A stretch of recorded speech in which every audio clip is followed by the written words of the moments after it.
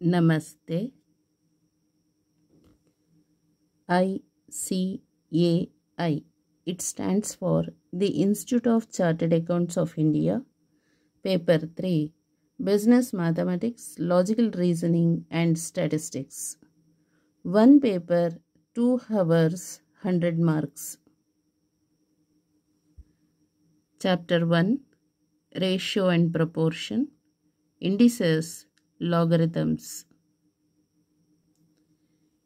Exercise 1.1 Multiple choice questions. Select the correct option out of the given 4 options. Question number 10.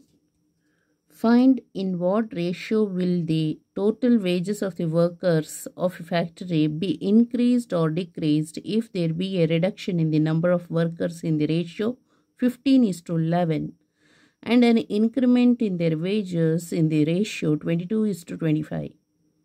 Option A 5:6, option B 2:3, option C 6:5, option D 4:7. So problem number 10ಅಲ್ಲಿ ಏನು ಹೇಳ್ತಾ ಇದ್ದಾರೆ ಅಂದರೆ, find in what ratio will the total wages of the workers of a factory. ಅಂದರೆ ಒಂದು ಫ್ಯಾಕ್ಟರಿಯಲ್ಲಿ workers ಇದ್ದಾರಲ್ಲ, ಅವ್ರಿಗೆ daily wages ಅಂದರೆ ಡೈಲಿ ದಿನಗೂಲಿ ಅಂತಾರಲ್ಲ ಅದು. ಸೊ ಇನ್ಕ್ರೀಸ್ಡ್ ಆರ್ ಡಿಕ್ರೀಸ್ಡ್ ಅಂದರೆ ಕೆಲವು ಸಲ ಜಾಸ್ತಿನೂ ಆಗುತ್ತೆ, ಕೆಲವು ಸಲ ಕಡಿಮೆನೂ ಆಗುತ್ತೆ. ಹೇಗೆ ಅಂದರೆ, if there be a reduction in the number of workers in the ratio, suppose workers ಏನಾದರೂ ಕಡಿಮೆ ಆಗಿದ್ದರೆ, ಓಕೆ, ಆ ರೇಷಿಯೋ ಹೇಗಿದೆ ಅಂದರೆ 15 ವರ್ಕರ್ಸ್ ಇದ್ದರು ಅಂದರೆ ಈಗ ಅವರು 11 ಮೆಂಬರ್ಸ್ ವರ್ಕರ್ಸ್ ಇದ್ದಾರೆ. ಇದು ಡೈಲಿ ವೇಜಸ್ದು ಆಯಿತಾ, ನೆನ್ಪಿಟ್ಕೋಬೇಕು. ಒಂದು ಫ್ಯಾಕ್ಟ್ರಿಯಲ್ಲಿ ಒಂದಷ್ಟು ವರ್ಕರ್ಸ್ ಇದ್ದಾರೆ, ಅವ್ರಿಗೆ ದಿನಗೂಲಿ ಕೊಡ್ತಾ ಇರೋದು. ಅವರಲ್ಲಿ ಆ ದಿನದಲ್ಲಿ ಯಾರಾದರೂ ಜಾಸ್ತಿ ಬರ್ಬೋದು ಅಥವಾ ಕಡಿಮೆ ಇರ್ಬೋದು. ಈಗ 15 ವರ್ಕರ್ಸ್ ಇದ್ದಾರೆ ಅಂತ ಇಟ್ಕೊಳ್ಳೋಣ, ಅವರಲ್ಲಿ ಆ ದಿನ ಬಂದಿರೋದು ಒಂದು 11 ಮೆಂಬರ್ಸ್. ಗೊತ್ತಾಯ್ತಲ್ಲ, ವರ್ಕರ್ಸ್ದು ಅಂದರೆ B increased R decreased if there be A reduction in the number of workers in the ratio.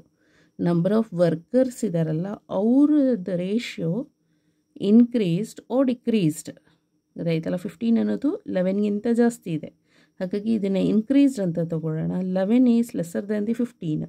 So 11ಅನ್ನು ನಾವು ಡಿಕ್ರೀಸ್ಡಿಂಗ್ ವ್ಯಾಲ್ಯೂ ಅಂತ ಕನ್ಸಿಡರ್ ಮಾಡೋಣ. And an increment in their wages in the ratio 22:25. So suppose workers ಏನಾದರೂ ಕಡಿಮೆ ಆದರೆ ಆಗ ದಿನಗೂಲಿ ಏನಾಗುತ್ತೆ, ಜಾಸ್ತಿ ಆಗುತ್ತೆ. ಹೇಗೆ ಅಂದರೆ, ಆ ಕೆಲಸನ ಕಡಿಮೆ ಬಂದಿರ್ತಾರಲ್ಲ ಅವ್ರಿಗೆ ಹೆಚ್ಚು ಕೆಲಸ ಮಾಡಬೇಕಾಗತ್ತೆ. ಆಗ ಹೆಚ್ಚು ಕೆಲಸ ಮಾಡುವಾಗ ಅವರಿಗೆ ದಿನಗೂಲಿ ಜಾಸ್ತಿ ಆಗುತ್ತೆ. ಈಗ 15 ಮಂದಿ ವರ್ಕರ್ ಇದ್ದಾರೆ, ಇಂತಿಷ್ಟು ದುಡ್ಡು ಅಂತ ಕೊಡ್ತಾ ಇರ್ತಾರೆ. ಅದನ್ನು ಅಷ್ಟು ದುಡ್ಡಲ್ಲಿ 15ನ್ನ ಭಾಗ ಮಾಡಿಬಿಟ್ಟು ಡಿವೈಡ್ ಮಾಡಿ ಕೊಡ್ತಾರೆ ಪ್ರತಿಯೊಬ್ಬರಿಗೂ ದಿನಗೂಲಿ. ಅಕಸ್ಮಾತ್ ನಂಬರ್ ಆಫ್ ವರ್ಕರ್ಸ್ ಕಡಿಮೆ ಆಗಿದ್ದರೆ ಆ ದಿನದಲ್ಲಿ, ಗೊತ್ತಾಯ್ತಲ್ಲ, 15 ಇರೋದು 11ಕ್ಕೆ ಬಂತು ಅಂದರೆ ಆ ವೇಜಸ್ ಅಂದರೆ ಕೆಲಸ ಅದ್ರ ಪಾಡ್ಗೆ ಅದು ನಡೆಯುತ್ತೆ, ಅಷ್ಟು ಕಂಪ್ಲೀಟ್ ಮಾಡಲೇಬೇಕಾಗತ್ತೆ. ಈಗೇನು ಮಾಡ್ತಾರೆ ಅಂದರೆ, ದಿನಗೂಲಿ ಕೊಡೋದ್ರಲ್ಲಿ ಡಿವೈಡೆಡ್ ಬೈ 11 ಮಾಡ್ತಾರೆ. ಆಗ ನಂಬರ್ ಆಫ್ ವರ್ಕರ್ಸ್ ಇದ್ದಾರಲ್ಲ 11, ಅವರಿಗೆ ಆ ದಿನದ ಕೂಲಿ ಏನಾಗುತ್ತೆ, ಸ್ವಲ್ಪ ಜಾಸ್ತಿ ಆಗುತ್ತೆ.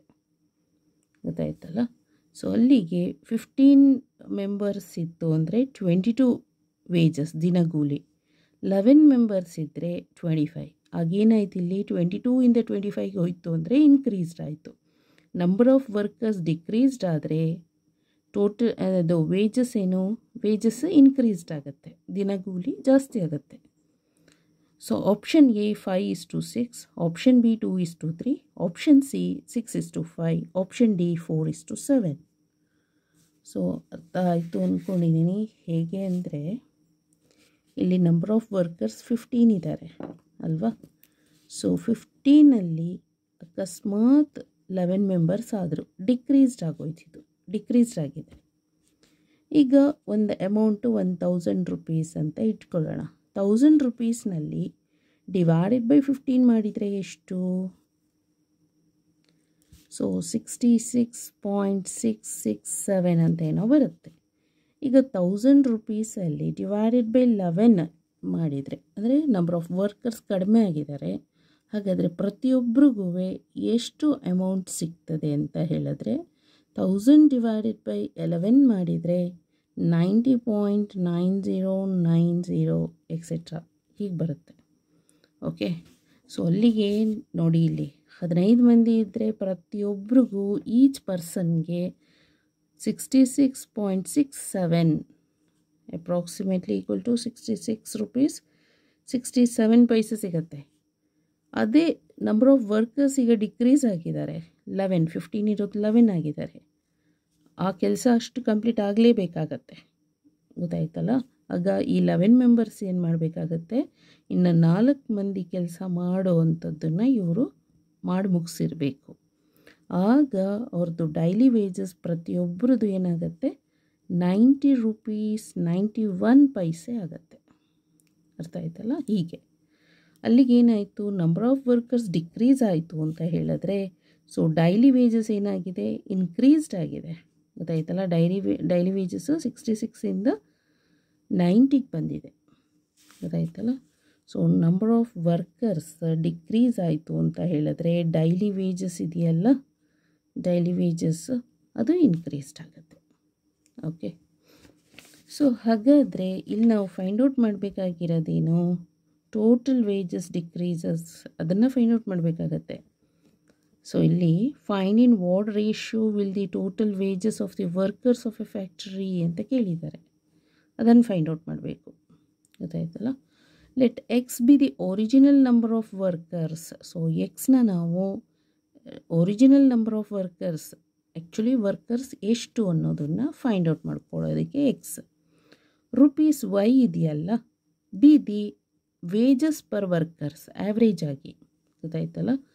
ಸೊ ಆ್ಯಾವ್ರೇಜ್ ಆಗಿ ಪ್ರತಿಯೊಬ್ಬ ವರ್ಕರ್ಗೂ ಡೈಲಿ ವೇಜಸ್ ಕೊಡ್ತಾ ಇರೋದು, ದಿನಗೂಲಿ. ಓಕೆ, ಎಕ್ಸ್ ಅಂದರೆ ಒರಿಜಿನಲ್ ನಂಬರ್ ಆಫ್ ವರ್ಕರ್ಸ್, ಅಂದರೆ ಎಷ್ಟು ನಂಬರ್ ಆಫ್ ವರ್ಕರ್ಸ್ ಎಷ್ಟು ಅನ್ನೋದನ್ನೇ ಎಕ್ಸ್ ಅನ್ನೋದು ಗೊತ್ತಾಗುತ್ತೆ. ರುಪೀಸ್ ವೈ ಅನ್ನೋದು ಡೈಲಿ ವೇಜಸ್ ಆಯಿತು ಪ್ರತಿ ಪರ್ಸನ್ಗೂ. Total wages before change. So before ಚೇಂಜಿಗೆ ಏನು ಮಾಡಬೇಕು, ಟೋಟಲ್ ವೇಜಸ್ ಅಂದರೆ ನಂಬರ್ ಆಫ್ ವರ್ಕರ್ಸು ಮತ್ತು ಇವನು ಯಾರದು ದಿನಗೂಲಿ ತಗೋತಾರಲ್ಲ ಅವ್ರದ್ದು. ಸೊ ಟೋಟಲ್ ವೇಜಸ್ ಅಂತ ಹೇಳಿದ್ರೆ ಮಲ್ಟಿಪ್ಲಿಕೇಶನ್ ಮಾಡಬೇಕು ನಂಬರ್ ಆಫ್ ವರ್ಕರ್ಸ್ ಮತ್ತು ಟೋಟಲ್ ನಂಬರ್ ಆಫ್ ರುಪೀಸ್, ಗೊತ್ತಾಯ್ತಲ್ಲ. ಎಲ್ಲರಿಗೂ ಎಷ್ಟು ಕೊಟ್ಟಿದ್ದೀವಿ ಅನ್ನೋದು, ಅಂದರೆ ಎಷ್ಟು ಮಂದಿ ಇದ್ದಾರೆ, ನಂಬರ್ ಆಫ್ ಪೀಪಲ್ಸ್ ವರ್ಕರ್ಸ್ ಎಷ್ಟು ಮಂದಿ ಇದ್ದಾರೆ ಟೋಟಲ್ ನಂಬರ್, ಮತ್ತು ಅವರಿಗೆ ಟೋಟಲ್ ನಂಬರ್ ಆಫ್ ದಿನಗೂಲಿ, ಅಂದರೆ ಈಗ 1000 ರೂಪೀಸ್ ಇದೆಯಲ್ಲ ಇಷ್ಟು ಕೊಡಬೇಕು ಅಂತ ಅದನ್ನು ಕನ್ಸಿಡರ್ ಮಾಡ್ತಾ ಇರೋದು. ಅಲ್ಲಿಗೆ ಇದು ಎಷ್ಟಾಗ್ತದೆ ಅಂತ ಹೇಳಿದರೆ total wages rupees x into y ಅಂತ ಕನ್ಸಿಡರ್ ಮಾಡೋಣ. ಆಫ್ಟರ್ ರಿಡಕ್ಷನ್ ಅಂತ ಹೇಳಿದ್ರೆ 11 ಮಂದಿ ಬಂದಿದ್ದಾರೆ ಆ ದಿನ. ಹಾಗಾದರೆ ನಂಬರ್ ಆಫ್ ವರ್ಕರ್ಸ್ ಎಷ್ಟು ಫೈಂಡ್ ಔಟ್ ಮಾಡಬೇಕಲ್ಲ. ಸೊ ಅಲ್ಲಿಗೆ ರಿಡಕ್ಷನ್ ನಂಬರ್ ಏನು 11, ಇದು ಆ್ಯಕ್ಚುಲಿ ನಂಬರ್ ಆಫ್ ವರ್ಕರ್ಸ್ನ ರೆಪ್ರೆಸೆಂಟ್ ಮಾಡ್ತಾ ಇದೆ ಈ ರೇಷಿಯೋ. ಹಾಗಾದರೆ 11x ಡಿವೈಡೆಡ್ ಬೈ 15 ಅಂತ ತಗೋಬೇಕು, ಗೊತ್ತಾಯ್ತಲ್ಲ. After increment the average wages per worker, ಪ್ರತಿಯೊಬ್ಬ ವರ್ಕರ್ದು ಏನಾಗ್ತಾ ಇದೆ ವೇಜಸ್ ಅಂದರೆ ದಿನಗೂಲಿ ಸ್ವಲ್ಪ ಜಾಸ್ತಿ ಆಗಿದೆ, ಇನ್ಕ್ರಿಮೆಂಟ್ ಆಯಿತು. ಇನ್ಕ್ರಿಮೆಂಟ್ ಅಂದರೆ ಈ ರೇಷಿಯೋನಲ್ಲಿ ನೋಡಬೇಕು, ಇದೇನಿದು ವೇಜಸ್ನ ರೆಪ್ರೆಸೆಂಟ್ ಮಾಡ್ತಾ ಇದೆ, ರೇಷಿಯೋ ದಿನಗೂಲಿನ ರೆಪ್ರೆಸೆಂಟ್ ಮಾಡ್ತಾ ಇದೆ. ಹಾಗಾದರೆ ಇದರ ರೇಷಿಯೋನಲ್ಲಿ ಯಾವುದು ಜಾಸ್ತಿ, 25ನ ಫಸ್ಟ್ ಬರಿಬೇಕಾಗತ್ತೆ 25, ಮತ್ತು ಇದು ವೇಜಸ್ಗೆ ಸಂಬಂಧಪಡುವಂಥದ್ದಲ್ವ, ಹಾಗಾಗಿ Y. So rupees 25y divided by 22 ಅಂತ ಬರೀಬೇಕು. Next therefore total wages after change. So ಇದು ಬಿಫೋರ್ ಚೇಂಜ್ದು. ಆಫ್ಟರ್ ಚೇಂಜ್ ಏನಾಗ್ತಾ ಇದೆ, ಇದು ಮತ್ತು ಇದನ್ನು ಮಲ್ಟಿಪ್ಲಿಕೇಶನ್ ಮಾಡಬೇಕು. ಇದು ನಂಬರ್ ಆಫ್ ವರ್ಕರ್ಸ್, ಇದು ಡೈಲಿ ವೇಜಸ್ ಪರ್ ವರ್ಕರ್ದು, ಗೊತ್ತಾಯ್ತಲ್ಲ. ಇದೆರಡನ್ನು ಮಲ್ಟಿಪ್ಲಿಕೇಶನ್ ಮಾಡಿದರೆ ನಮಗೆ ಏನು ಬರುತ್ತೆ. ಸೊ ಇಲ್ಲಿ 3 5s,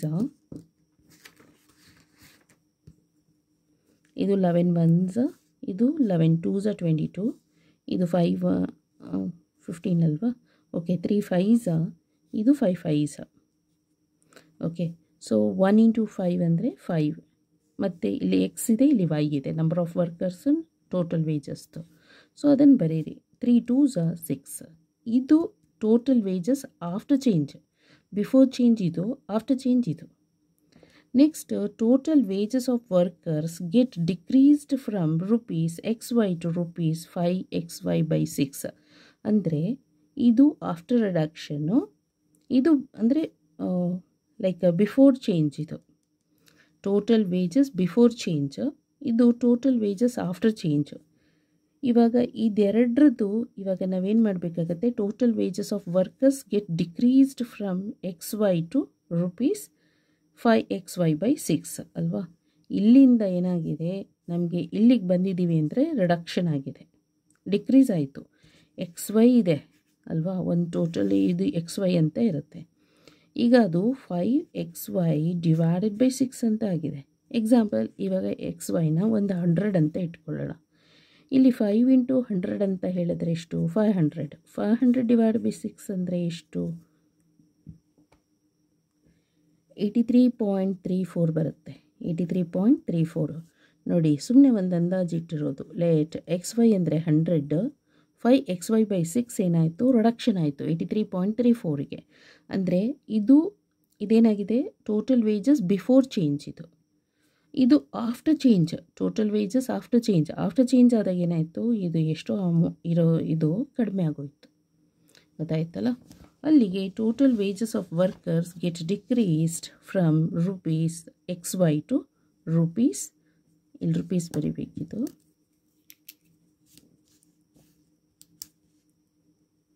ರುಪೀಸ್ 5XY/6.